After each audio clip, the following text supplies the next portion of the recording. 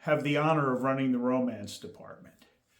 And I had a man at a retreat I was at. We were driving to a destination for something we were going to do, and he wanted to talk about sex.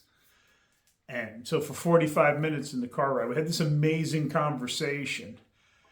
And then as we were winding up the retreat, we had a kind of a go round. What are you grateful for?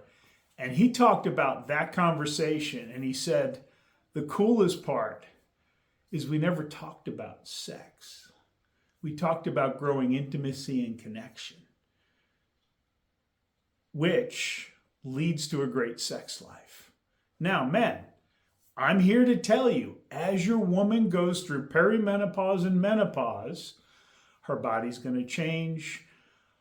Very common for a woman to have vaginal dryness. So lube is your best friend, okay?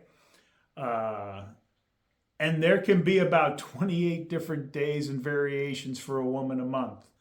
What turned her on and got her wet and excited could do the same thing 14 days later, except she's not wet, but she is excited. So you have to learn this. You have to understand this.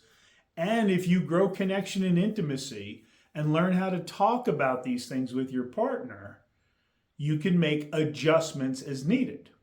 Now, why is this topic near and dear to my heart? I turned 60 the other day, okay?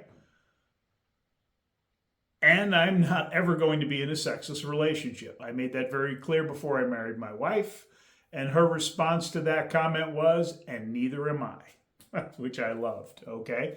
So, it is not a sentence to a sexless life just because you're getting older.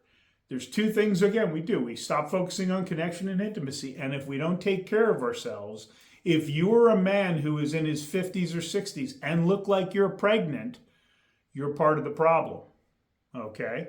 So you've got to really rethink, what do you want out of life? In a previous marriage, I had a long sexless dry spell following some major surgery on my wife. Never ever did I think, oh, we've been this long without sex. That wasn't by choice, but it also wasn't due to lack of interest. It was due to a medical condition. Never once did it bother me or did I get upset over it.